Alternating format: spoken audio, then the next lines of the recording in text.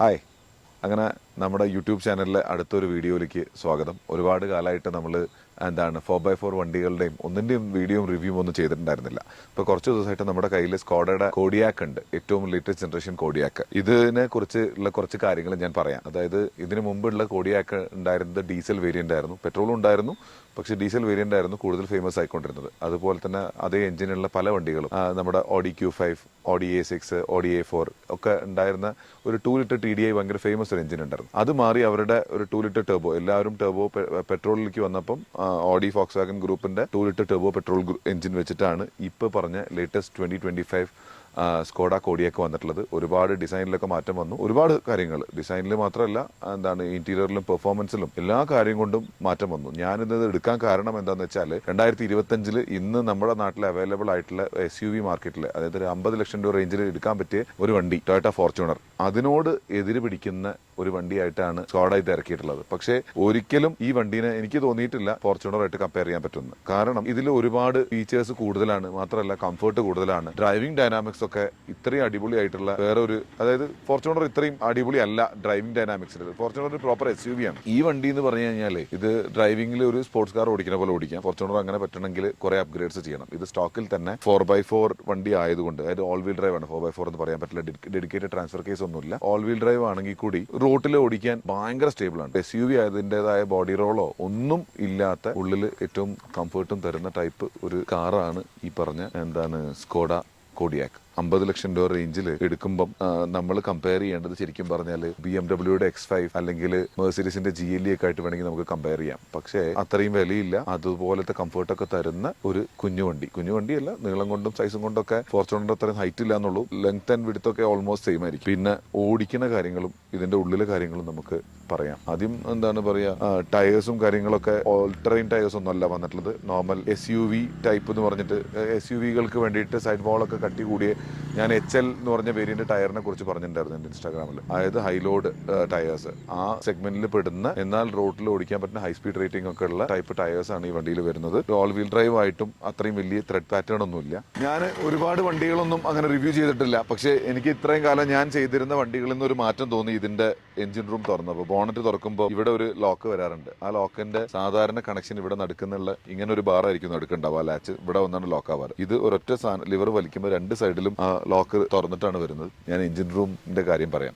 ഇതിലുള്ളത് ഒരു 2 litre turbo petrol engine, 204 PS power, 320 newton metre torque. ഇതാണ് ഇത് പ്രൊഡ്യൂസ് ചെയ്യുന്ന പവർ. അത് തന്നെ മെയ്റ്റ് ചെയ്തിരിക്കുന്ന 7 speed DSG gear box. 7 speed DSG gear box അത്ര അടിപൊളിയാണെന്ന് വെച്ചാൽ എനിക്ക് അറിഞ്ഞുകൂടാ. എന്നാൽ ഓഡി ഫോക്സ്വാഗൻ ഗ്രൂപ്പിലൊക്കെ ആളുകളുടെ ഏറ്റവും ഫേവറേറ്റ് അവരുടെ 6 സ്പീഡ് DSG ആണ്. എന്നാൽ അതാണ്, പക്ഷെ ഇതിൽ ഈ വണ്ടിയിലുള്ളത് 7 സ്പീഡ് DSG ആണ്. ഓടിക്കാൻ അതിൽ ഒരു തരത്തിലും ഡിഫറൻസ് ഒന്നുമില്ല, അടിപൊളിയായിട്ട് പെർഫോം ചെയ്യുന്നുണ്ട്. ഞാൻ സ്പോർട്സ് മോഡിലൊക്കെ ഇട്ട് ഓടിച്ച് നോക്കി, റോഡിലൊക്കെ ഓടിക്കുമ്പോൾ നല്ല ഫീലാണ് വണ്ടി. ഓവർടേക്ക് ചെയ്യാനാണെങ്കിലും ഇപ്പോൾ ഇലക്ട്രിക് വണ്ടികളുടെ യോഗമാണല്ലോ, ഇലക്ട്രിക് വണ്ടികൾ ഓടിച്ചിട്ട് ഇത് സ്പോർട്സ് മോഡിലൊക്കെ ഇട്ട് ഓടിക്കുമ്പോൾ ഒരു തരത്തിലും ഇലക്ട്രിക്കിന്റെ പിന്നിലേക്ക് നിൽക്കും എന്ന് ഈ വണ്ടി ഓടിക്കുമ്പോൾ തോന്നുന്നില്ല. ഫോർച്യൂണറുമായിട്ട് കമ്പയർ ചെയ്യുന്ന വണ്ടിയാണെന്നുള്ള 2-3 കാരണങ്ങൾ. ഒന്ന് പ്രൈസ് റേഞ്ച് ആണ്, പിന്നെ 4x4 എന്നുള്ള ഒരു സാധനം, പിന്നെ ഉള്ളത് 7 സീറ്റർ ആണ് ഈ വണ്ടി. പക്ഷെ ഇത് ഉള്ളിൽ നിന്ന് കണ്ടു കഴിഞ്ഞാൽ ഒരു പ്രോപ്പർ 7 സീറ്റർ നല്ല സ്പേസ് ഉണ്ടെന്ന് പറയാന്നല്ലാതെ എനിക്ക് ഇന്നേ വരെ ഈ വണ്ടിയുടെയും ടിഗ്വാൻ ഓൾ സ്പേസിന്റെ ഒന്നും ബാക്കിലെ സീറ്റിൽ സ്പേസ് ഉള്ളതായിട്ട് തോന്നിയിട്ടില്ല. തേർഡ് റോ സ്പേസ് ഒരിക്കലും അഡൽസിന് പറ്റിയതല്ല, കിഡ്സിനുള്ള സീറ്റാണ്. കണ്ടാ ഉപയോഗിക്കാനായിട്ട് തോന്നൂല്ല, അത്രയും നാരോ ആണ് ഉള്ളിൽ. അപ്പം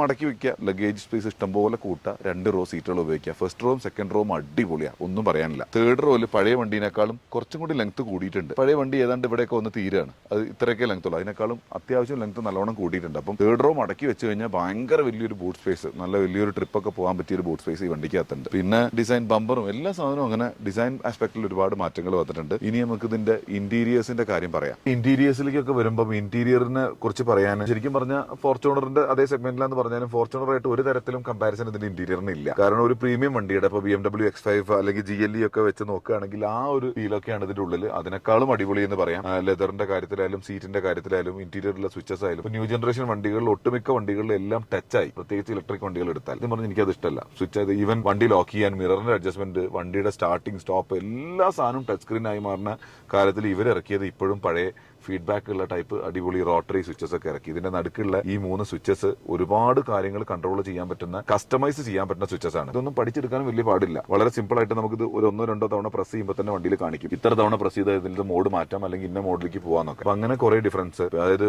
വോളിയം കൂട്ടാൻ ഇപ്പോഴും റോട്ടറി സ്വിച്ച് ഉണ്ട്, അതുപോലെ AC ഫാനിന്റെ സ്പീഡ് കൂട്ടാൻ, അങ്ങനെ കുറെ കാര്യങ്ങൾ ഈ പറഞ്ഞ സ്വിച്ചുകളിൽ നടക്കും. പിന്നെ അതുപോലെ ഓൾ വീൽ ഡ്രൈവ് ആയതുകൊണ്ട് ടെറൈൻ മോഡുകൾ സെലക്ട് ചെയ്യാനും ഈ പറഞ്ഞ സ്വിച്ച് തന്നെ വെക്കാം. പിന്നെ ക്ലൈമറ്റ് കൺട്രോളിന്റെ കാര്യം പറഞ്ഞു, 4 സോൺ ക്ലൈമറ്റ് കൺട്രോൾ ഉള്ള വണ്ടിയാണ്. അപ്പൊ അത് കാരണം ആ കൺട്രോളും ഈ പറഞ്ഞ സ്വിച്ചസിൽ തന്നെയാണ്. പിന്നെ അതുപോലെ സ്വിച്ചസ്, ഫ്രണ്ടിലുള്ള ഇൻസ്ട്രുമെന്റ് ക്ലസ്റ്റർ കംപ്ലീറ്റ്ലി ഡിജിറ്റലായി, അതിന്റെ ഉള്ളിൽ തന്നെ മാപ്പ് വന്നു. ഇതൊക്കെ പ്രീമിയം വണ്ടികളിലുള്ള സാധനങ്ങളൊക്കെ തന്നെയാണ്. അത് ഒരുപാട് കാര്യങ്ങൾ അതിൽ ചെയ്യാം. നമുക്ക് അതിലേക്ക് ടച്ചിലേക്കൊന്നും പോവാതെ സ്റ്റിയറിംഗിലുള്ള റോളിംഗ് സ്വിച്ചുകൾ വെച്ചിട്ട് ഇപ്പൊ മാപ്പ് സൂം ചെയ്യാനോ അല്ലെങ്കിൽ ഇതിന്റെ ഉള്ളിലത്തെ റീഡിംഗ്സ് ഒക്കെ എടുക്കാനൊക്കെ ആണെങ്കിലൊക്കെ നമുക്ക് കംപ്ലീറ്റ് സാധനം സ്റ്റിയറിംഗിൽ കൺട്രോൾസ് വന്നു. വേറെ കൈ എങ്ങോട്ടും കൊണ്ടുപോകേണ്ടതില്ല. പിന്നെ ടച്ച് സ്ക്രീനിൽ ഉള്ള സാധനങ്ങൾ എന്താണെന്ന് വെച്ചാൽ ഓഫ് റോഡ് ചെയ്യുമ്പോഴുള്ള കാര്യങ്ങൾ കാണിക്കും. Of course apple CarPlay, Android auto ഒക്കെ ഉണ്ട്. പിന്നെ അതിന് പുറമെ ബാക്കി എല്ലാ സെറ്റിംഗ്സും, ഈ സെറ്റിംഗ്സ് മാറണമെന്നുണ്ടെങ്കിൽ അതെല്ലാം നമുക്ക് ടച്ച് സ്ക്രീനിൽ പോയി ചെയ്യാം. ഇത് ഈ വലിയ 30 സെന്റിമീറ്റർ മുകളിൽ സൈസുള്ള ഈ സ്ക്രീനിൽ നമുക്ക് ചെയ്യാം. അതൊക്കെയാണ് ഇന്റീരിയറിൽ വന്നപ്പോഴുള്ള മാറ്റങ്ങൾ. പിന്നെ സീറ്റുകളുടെ കാര്യം പറയാം. സീറ്റൊക്കെ എന്നെ പോലെ സൈസുള്ള, ഞാൻ 6 അടി ഹൈറ്റ് ഉള്ള, ഏതാണ്ട് അത്യാവശ്യം നല്ല 46 ഇഞ്ച് സൈസുള്ള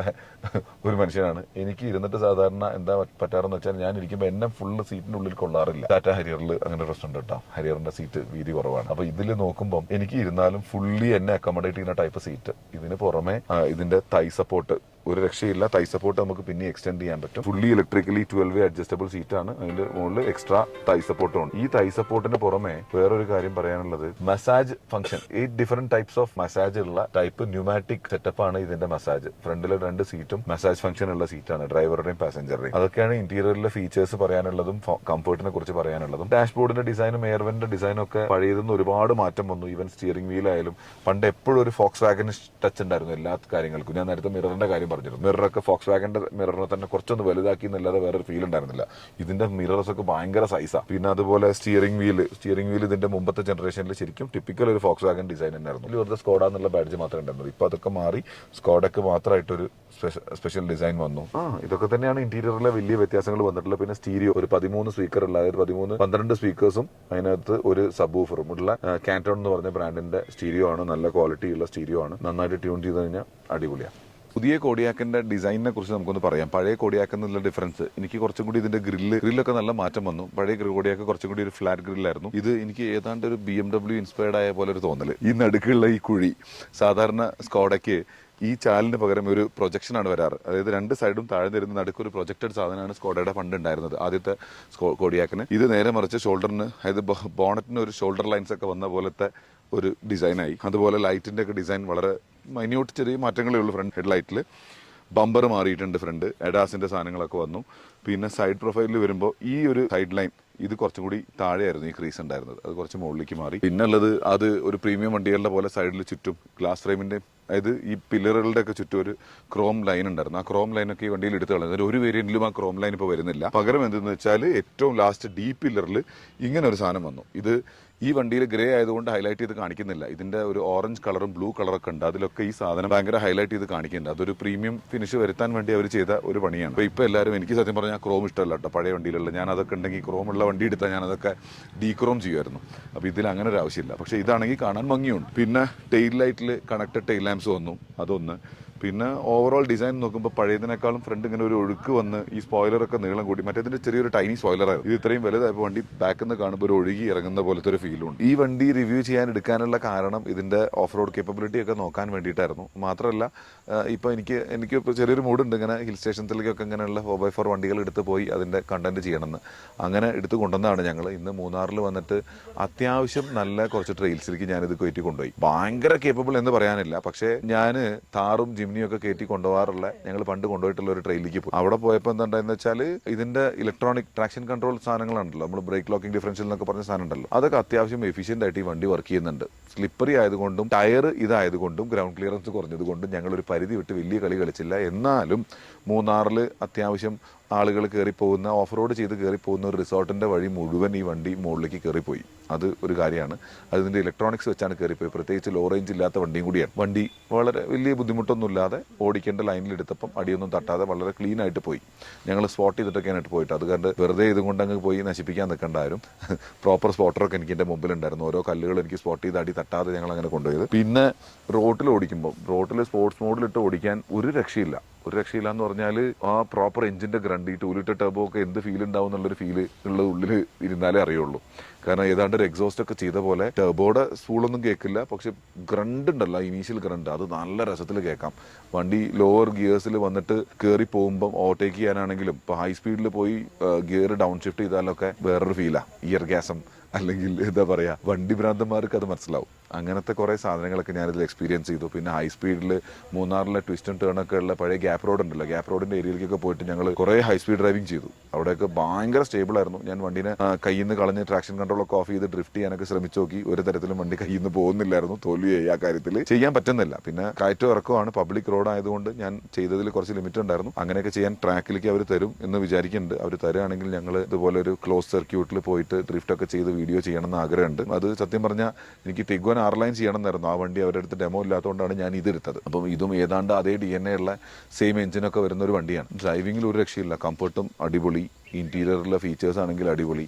ഫോർച്യൂണറിനോട് കമ്പയർ ചെയ്യാൻ പറ്റുമോ എന്ന് ചോദിച്ചാൽ ഫോർച്യൂണറിന് ആളുകൾ നമ്മുടെ നാട്ടിൽ എടുക്കുന്നത് റിലയബിലിറ്റി ഫാക്ടർ, പിന്നെ ടൊയോട്ടയുടെ സർവീസബിലിറ്റിയിലെ കാര്യം പറഞ്ഞിട്ടാണ്. നേരെ മറിച്ച് ഫോക്സ് വാഗണ് ഒരുപാട് ചീത്തപ്പേരുകൾ ഉണ്ടായിരുന്നു. പക്ഷേ അതായത് ഫോക്സ് വാഗൺ ഗ്രൂപ്പ് ഓഫ് കാർസിന് ഇതൊക്കെ അതിൽ പെടുന്ന വണ്ടി. അങ്ങനെ നോക്കുമ്പം ഒരു ചീത്തപ്പേര് എന്ന് പറയാൻ കഴിയില്ല. എൻ്റെ ഫ്രണ്ടിനോട് ഒരിക്കൽ അവൻ ചോദിച്ചു, എൻ്റെ കയ്യിൽ ഒരു ഫോർച്യൂണർ ഉണ്ട്, ഒരു വണ്ടിയും കൂടി എടുക്കാനാണെങ്കിൽ ഏത് എടുക്കണം. അന്ന് ഞാൻ അവനോട് പറഞ്ഞ് കൊടുത്ത ഒരു വണ്ടിയായിരുന്നു, നീ ഇങ്ങനെ ഒരു സ്ഥാനത്തേക്ക് പോയി നോക്ക്, അത്രയും ഫീച്ചർ പാക്ഡ് ആണ്, അത്യാവശ്യം ലക്ഷറി ഉള്ള വണ്ടിയാണ്, 50 ലക്ഷം രൂപയ്ക്ക്. അവൻ ഇന്നും ആ വണ്ടി കൊണ്ടെടുക്കും. 2018 എടുത്ത് ഇന്ന് ഈ വണ്ടിയുടെ കൂടെ ഞങ്ങൾ അതിനെ വെച്ച് ചെറിയൊരു കമ്പാരിസൺ വീഡിയോ ഒക്കെ ചെയ്തിട്ടുണ്ടായി. അത് 1,41,000 കിലോമീറ്റർ അവൻ ഓടിച്ചു. സർവീസിൽ ഇന്ന് വരെ അവൻ വലിയ മടുപ്പൊന്നും പറഞ്ഞിട്ടില്ല. മാറ്റേണ്ട സാധനങ്ങളെല്ലാം മാറ്റി. എക്സ്പെൻസീവ് ആണ്. അതായത് 1.5 ലക്ഷം കിലോമീറ്റർ ഓടിയിട്ട് ഒരു 3-4 ലക്ഷം രൂപയൊക്കെ അവന് സർവീസ് ചാർജ് വന്നിട്ടുണ്ടാവും മൊത്തം, അല്ലെങ്കിൽ 5 ലക്ഷം രൂപ. പക്ഷേ ആ 5 ലക്ഷം രൂപ എന്ന് പറഞ്ഞു കഴിഞ്ഞാൽ അവരുടെ സർവീസ് പാക്ക് എടുത്തു കഴിഞ്ഞാൽ ചിലപ്പോൾ ഒരു 4 ലക്ഷം രൂപ ഉണ്ടാവുമായിരിക്കും 5 വർഷത്തേക്കുള്ള സർവീസ്. അത് നോർമലി വേറെ ഏത് വണ്ടി നോക്കുകയാണെങ്കിൽ, ഇങ്ങനെയൊക്കെ ഓടുന്ന വണ്ടികൾ നോക്കുകയാണെങ്കിൽ, പ്രീമിയം വണ്ടികൾ നോക്കുകയാണെങ്കിൽ അതൊരു ചാർജ് അല്ല. അപ്പം ഈ വണ്ടി എടുക്കുമ്പോഴും അങ്ങനത്തെ സർവീസ് ചാർജൊക്കെ മനസ്സിൽ കണ്ടുകൊണ്ട് എടുത്താൽ മതി. അങ്ങനെ ഓടിക്കുന്ന ആളുകളുണ്ട് കേട്ടോ, നന്നായിട്ട് വണ്ടീനെ അറിയുന്ന ആളുകൾ. ഇത് ഓടിച്ച് ഇതിൻ്റെ സേഫ്റ്റിയും കംഫർട്ടും കാര്യങ്ങളൊക്കെ നോക്കുമ്പോൾ അങ്ങനെ ഒരു ചിലവല്ലാതെ ചിന്തിക്കുന്ന ഇഷ്ടംപോലെ ഡ്രൈവേഴ്സിനെ ഞാൻ കണ്ടിട്ടുണ്ട്. കാശുള്ള സമയത്താണെങ്കിൽ ഞാനും ചിലപ്പോൾ പോയി ഒന്ന് എടുക്കും, കാരണം അത്രയും ഫീൽ ഉണ്ട് ഇത് ഓടിക്കാൻ. പിന്നെ ഓവറോൾ നോക്കുമ്പോൾ ഈ പ്രൈസ് റേഞ്ചിൽ വേറെ വണ്ടിയൊന്നും നമുക്കില്ല. ഇപ്പോൾ ഒരു GLE ഒക്കെ എടുക്കാൻ ആഗ്രഹമുണ്ട്, എന്നാൽ 50 ലക്ഷം രൂപയാണ് എൻ്റെ ബഡ്ജറ്റ് എന്ന് പറഞ്ഞാൽ ഒരു സംശയവുമില്ല, ധൈര്യമായിട്ട് തലവെക്കാൻ പറ്റുന്ന ഒരു വണ്ടിയാണ് ഇത്. അപ്പോൾ 2025 സ്കോഡ കോഡിയാക്കിൻ്റെ ചെറിയ വിശേഷങ്ങളും ഞങ്ങൾ ഓടിച്ച വീഡിയോസ് എല്ലാം ഈ പറഞ്ഞ വീഡിയോയിൽ ഞങ്ങൾ ഇൻക്ലൂഡ് ചെയ്തിട്ടുണ്ട്. ഇതൊക്കെ കണ്ട് നിങ്ങൾക്ക് ഇഷ്ടപ്പെട്ടു എന്ന് വിചാരിക്കണം. എനിക്കറിയാവുന്ന കാര്യങ്ങളും എനിക്ക് പറയാൻ തോന്നിയ കാര്യങ്ങളുമാണ് ഞാൻ പറഞ്ഞിട്ടുള്ളത്. ഇഷ്ടപ്പെട്ടെങ്കിൽ നിങ്ങൾ ഞങ്ങളുടെ വീഡിയോ ഫോളോ ചെയ്യുക, അല്ലെങ്കിൽ ഷെയർ ചെയ്യുക ആളുകൾക്ക്. പിന്നെ ഇനി ഇതുപോലെ നല്ല വണ്ടികൾ ഏതെങ്കിലും കിട്ടുകയാണെങ്കിൽ ഞങ്ങൾ വീഡിയോകളായിട്ട് പിന്നെയും വരുന്നതായിരിക്കും. സമയക്കുറവാണ് വലിയൊരു പ്രശ്നം, ജോലി എല്ലാ കാര്യങ്ങളും നടക്കുന്നില്ല. എന്തായാലും ഓഫ് റോഡ് വീഡിയോസും ഇതുപോലെ വണ്ടികളുടെ റിവ്യൂസൊക്കെ ഇനിയും ഉണ്ടാവും. കാത്തിരിക്കുക. Thanks a lot for watching.